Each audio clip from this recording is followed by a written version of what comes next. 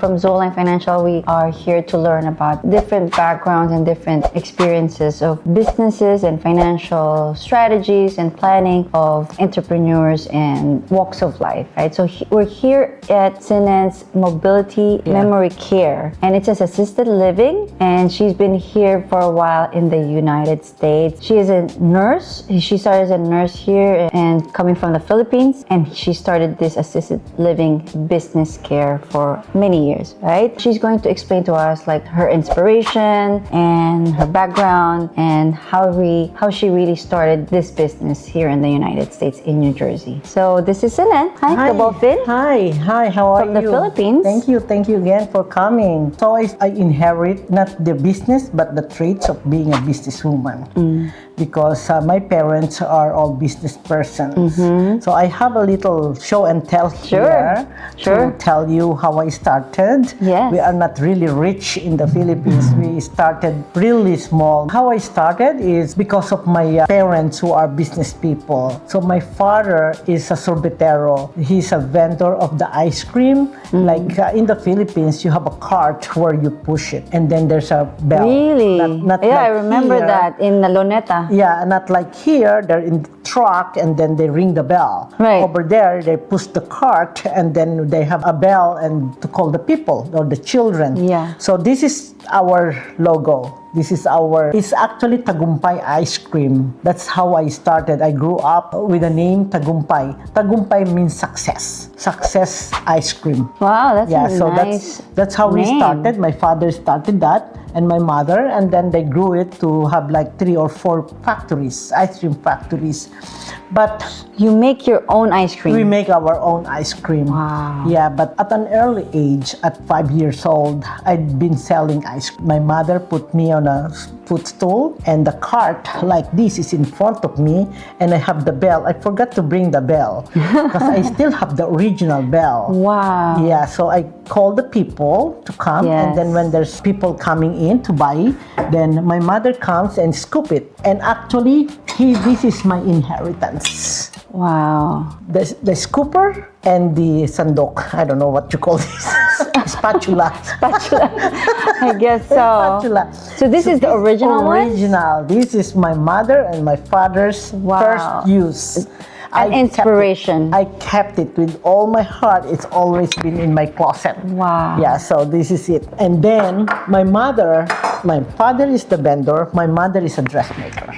I don't have the dressmaking machine anymore because it is huge. Yeah. But this is a sewing machine. I'm sure it's a singer. So, of course, it's right? a singer. It doesn't say it there, but I remember because we also have a machine. I think it's very regular in the Philippines that you have a machine because we have one, and the one that's like a manual. You pedal. Oh, there yeah, you pedal. I never learned. And here it's of course electric, but over there you pedal. But so my inspiration is my mother. So I went to school for fashion design.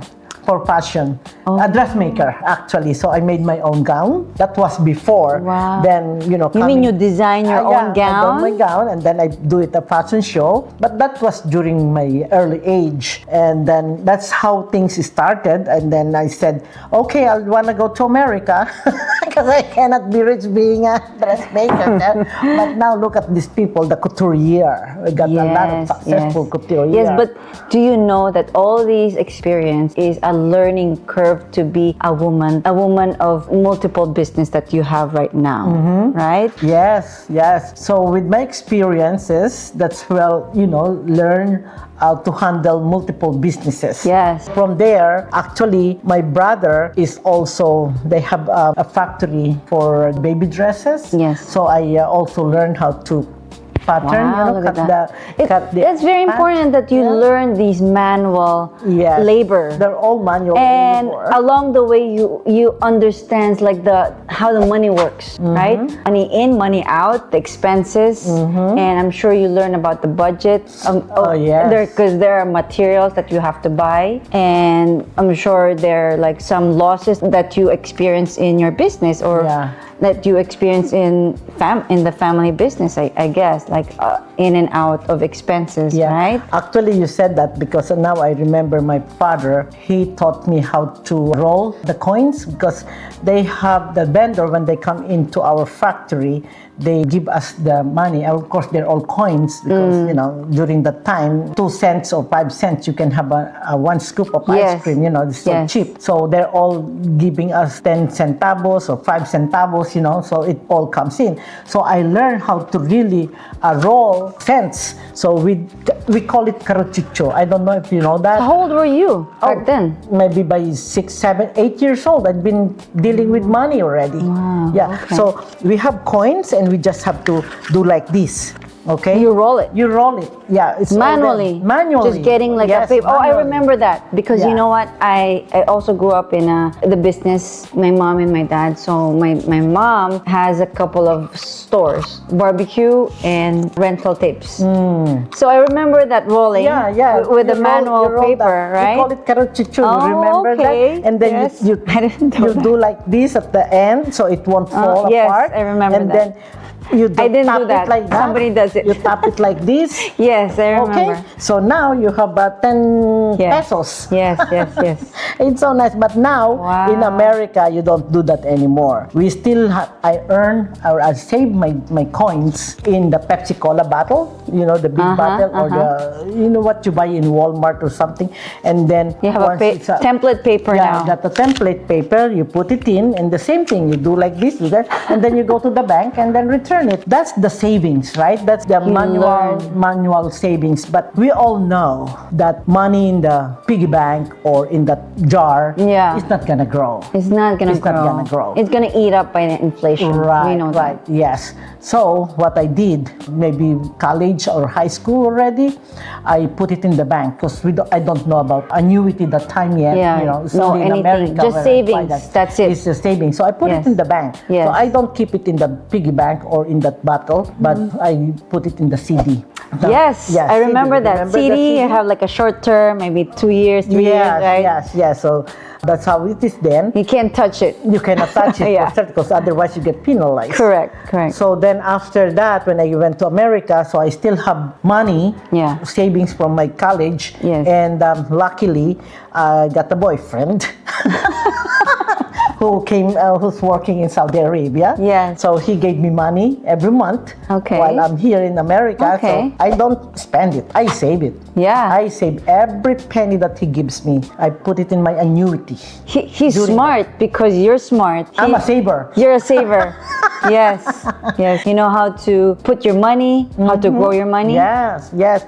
So I put that in my annuity, and then there you go. I see it after 5 years, 6 years. Oh my God, it just grew. It grows. It's not much because that time is not, the rate is not that high as now. At least it's not below. It's safe, correct. Yeah, it's such a long story to tell you how I save every penny. Yeah, that's why I was telling a lot of people, and I want to advocate this to young people, even as young, you said, as young as like grade school or middle school. But I want to give awareness from people who graduated, and you learn how to manage your finances from the time that you get a paycheck, like a part-time job. Everybody has to know that the money that you save you have to be aware of your inflation and where to put your money, right? So people just want to spend it and they don't know that the money just disappears. Aside from spending it, if you put it in the bank will only be just maybe 1%, and maybe inflation is higher than your bank savings. So it's very important that you learn these different ways how to diversify, how to different tools and vehicles, how to grow your money. So of course, it's very important also to take risk. Risk is very important in investments, in financial plan, and in the business is very important, because how do you get to being a businesswoman? You have to take risk, right? Correct. So tell us about your risk. Yeah, you cannot be a business person if you're scared to everything that you do. Yes. So you have to be really a riskier, a risk taker. Risk taker, yes, yes. But it's risk taker, but smarter. That's smart. Okay, yes, you don't go to something that you don't think. What's the saying? Not all gold shines. Yeah. Something like that. So it's not, because you're gonna meet something or you're gonna experience something that is really going to be depressing. That's So true. you have to have really a big heart or strong heart. You have to have a take guts. this. You have to have a got guts, right? Correct. Yes. But I'm sure you learned that from your experience, Oh yeah, I got a lot from of. growing up, right? I have a lot of downfalls, but what I do is when I fall down, I go You pick it up pick and yourself get up. up Okay. right away. Okay. Right away, and then when I get up, it's even stronger because you learned it already. You learn So you from don't it. afraid of being, you fail. You don't Yeah. afraid of that because that's your learning experience. Yes, that's So true. That's you true. try not to do that again. Yes. Tell us about any maybe you have read books or anything that you can impart to us that we can learn aside from being an experience and going out there and learning this manual way or being out there to learn. Is there any books that you think is good for other people Well, to when I learn had- to well, or inspirational Yeah, when mentors? because not all businesses I know, so as I said, you got to think smarter, and before you go deep in, you got to really make sure that every angle of the business is at least you know something. It's not like you're blinded. Yes. I think so. So when I had my pharmacy and medical equipment, because I have that one also, that's Medicare, right? So we get reimbursement. I don't know anything about Medicare reimbursement or your ICD code, CPT code, Yes. all those terms.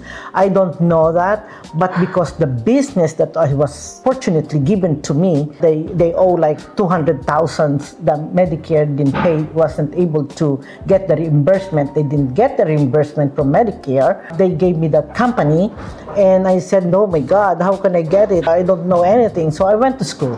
I went to school so for you it's a learn. seminar. You have Yeah. to learn. You have to learn it. So you have to learn. Correct. Seminars. Yeah, so and maybe you I have mentors. Do you have mentors? Not really, but self-supporting. Okay. Self-study. Self-study, okay. So I went to that school, and then I learned all medical necessity, how can you claim, things True. like that. So with the 200,000 from Medicare, I was able to collect 160,000. Wow. Okay. Yeah, because others are really not eligible for reimbursement. Reimbursement. So at least I got the 160,000 on that same business. So Great. I got it without any puhunan. Wow. Without any investment, I got it all. That's a success.